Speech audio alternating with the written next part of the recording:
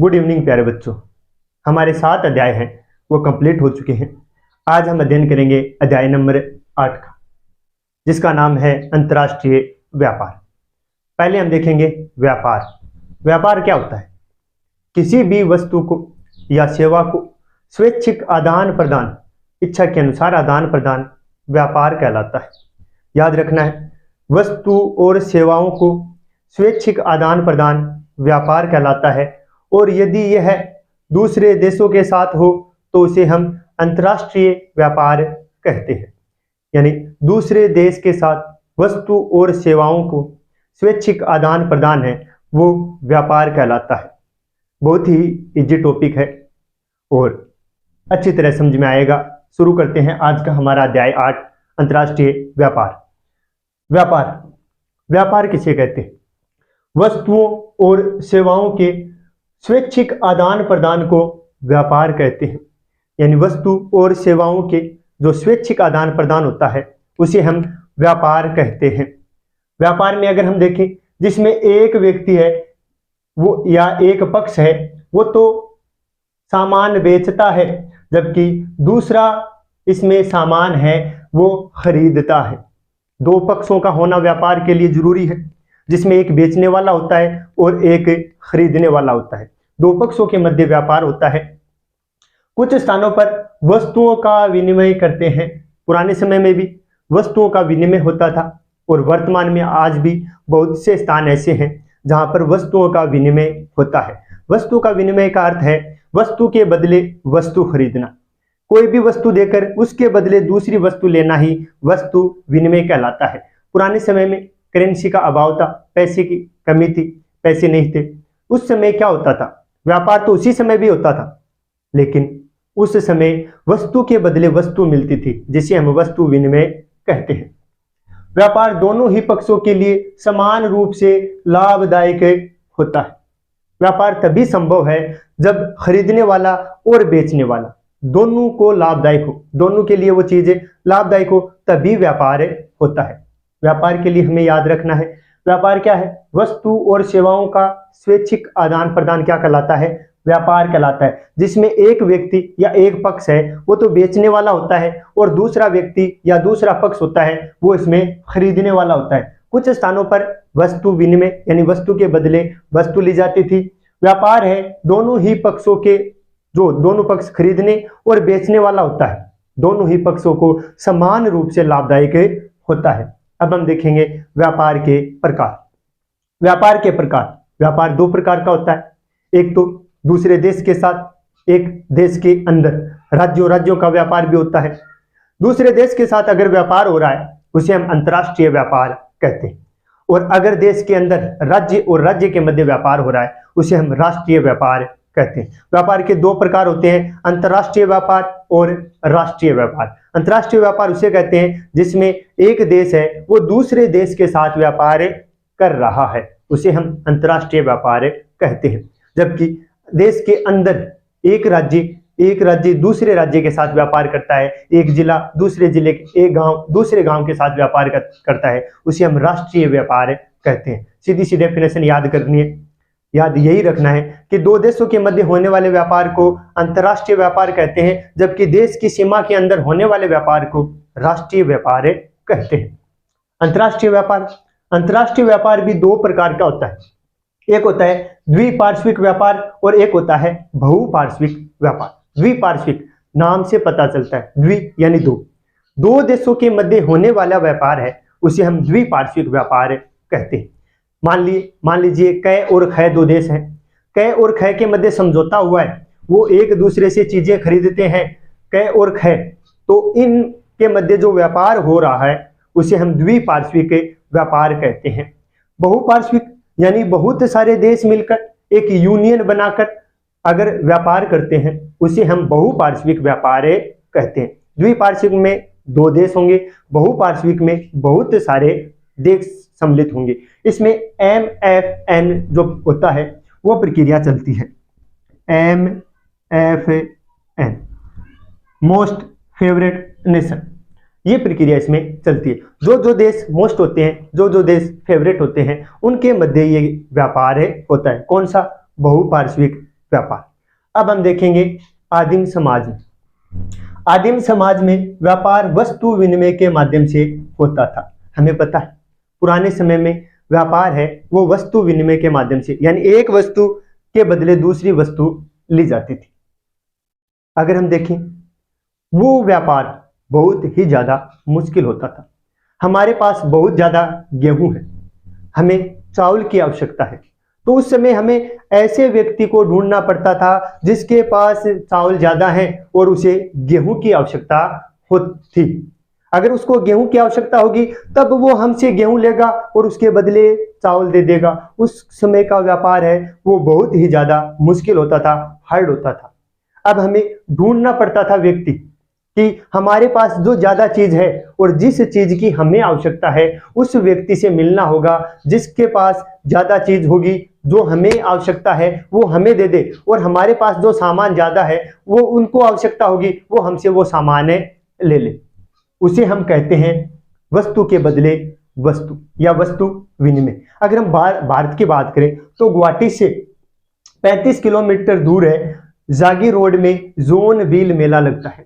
गुवाहाटी, हमारे भारत में गुवाहाटी से 35 किलोमीटर दूर जागी रोड में जोन व्हील मेला लगता है। वर्तमान में अभी के समय भी वहां पर वस्तु विनिमय के माध्यम से चीजें हैं वो खरीदी और बेची जाती है। वर्तमान में बस एक जगह भारत में वही है, कौन सी?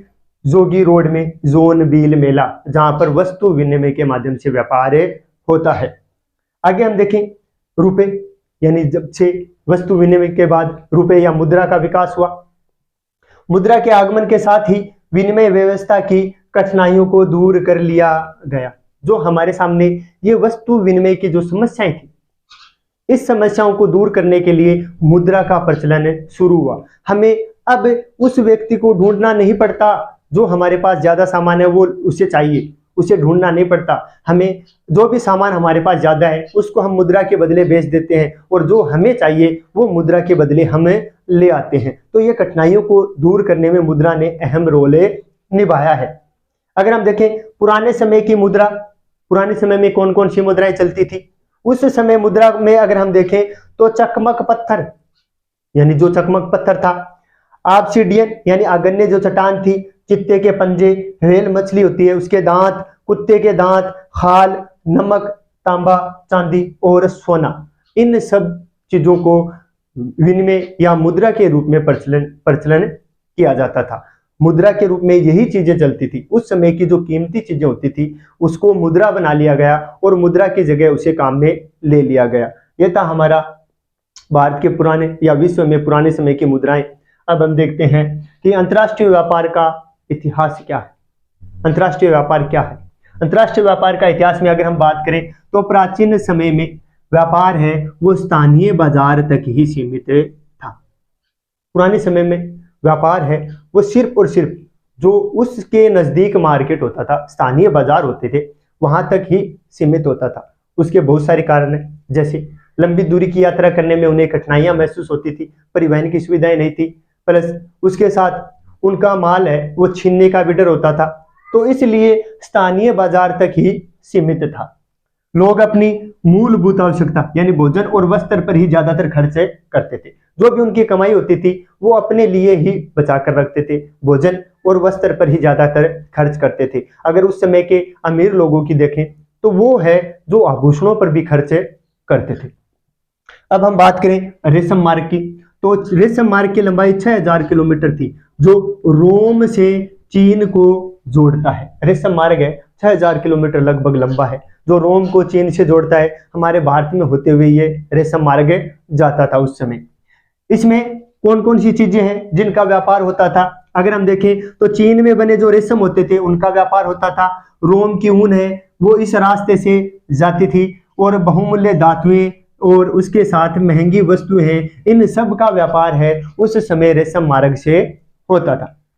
15वीं शताब्दी की अगर हम बात करें तो यूरोपियन उपनिवेशवाद शुरू हुआ था 15वीं शताब्दी में। यूरोपियन उपनिवेशवाद 15वीं शताब्दी में शुरू हुआ और इसी समय एक नया व्यापार आरंभ हुआ जिसे हम दास व्यापार कहते हैं। 15वीं शताब्दी में ही दास व्यापार प्रारंभ हुआ। दास कहते हैं गुलाम को। उस समय किसी भी गरीब व्यक्ति को राजा महाराजा या यूं कहें कि जो व्यापारी वर्ग होते थे या जो अंग्रेज वर्ग के लोग होते, वो उनको गुलाम बना लेते थे और उनका व्यापार क्रय विक्रय करने लगे। दास यानी मजदूरों को खरीदना और बेचना शुरू कर दिया गया। कब? 15वीं शताब्दी में। अब दास व्यापार 200 वर्षों से अधिक समय तक यह लाभदायक व्यापार बना रहा। दास व्यापार जो था वो 200 साल तक अच्छी तरह भली भांति है वो फला और फूला। 200 वर्षों तक बहुत ही अधिक लाभ वाला व्यापार बना रहा, जब तक कि 1792 में डेनमार्क ने इस पे प्रतिबंध लगा दिया और 1807 में ग्रेट ब्रिटेन ने दास व्यापार को बंद कर दिया और 1808 में संयुक्त राज्य ने भी इसे प्रतिबंधित कर दिया। तब जाकर दास व्यापार है वो समाप्त हुआ। 15वीं शताब्दी की शुरुआत में अगर हम देखें, यूरोपियन उपनिवेशवाद है वो शुरू हुआ।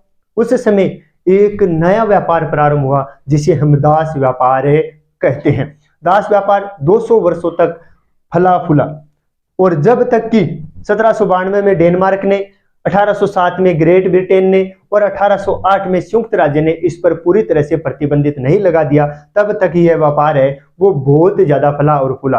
आखिरकार ये क्या हो गया? समाप्त हो गया। अगर हम बात करें प्रथम और द्वितीय विश्व युद्ध की, प्रथम और द्वितीय विश्व युद्ध के दौरान पहली बार राष्ट्रों ने व्यापार कर लगाए।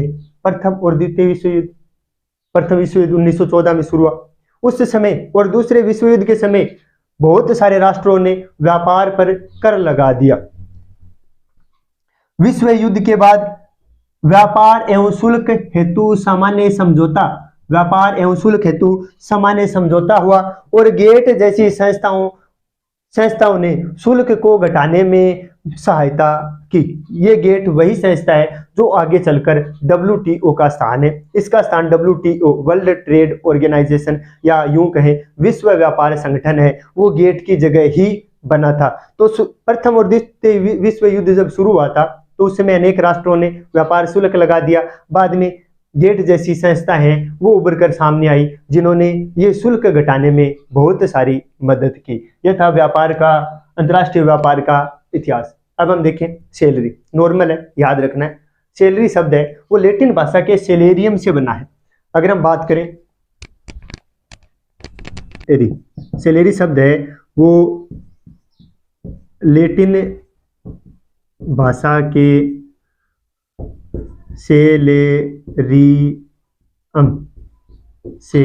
सेलेरियम से बना है, जिसका अर्थ है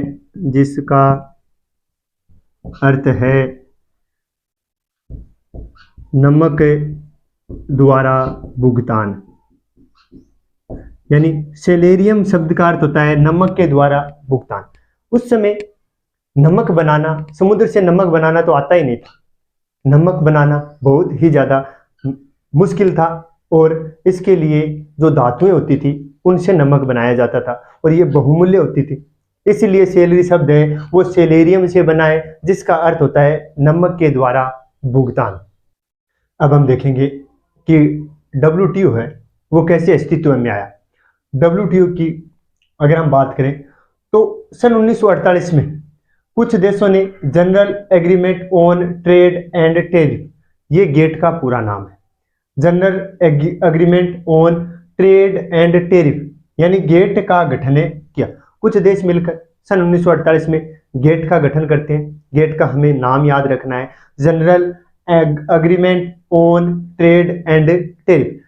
गेट का गठन किया। फिर आती है बात 1994 में, सदस्य देशों ने राष्ट्रों के बीच मुक्त और निष्पक्ष व्यापार को बढ़ाने के लिए एक स्थायी संस्था के निर्माण का निश्चय किया। जो गेट के संस्थापक सदस्य देश थे उन्होंने 1994 में निश्चय किया कि कोई ऐसी संस्था हो जो स्थायी हो, क्योंकि गेट स्थायी संस्था नहीं थी।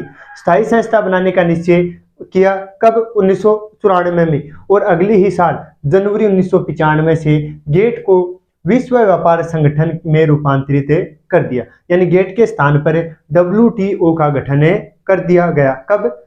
जनवरी 1995। याद रखना है 1948 में गेट का गठन किया गया। सन 1994 में जो गेट का गठन करने वाले सदस्य देश थे उन्होंने विचार किया कि कोई एक ऐसी संस्था हो जो स्थायी संस्था हो जिसका निर्माण किया जाए। तो जनवरी 1995 में गेट के स्थान पर WTO का गठन कर दिया गया।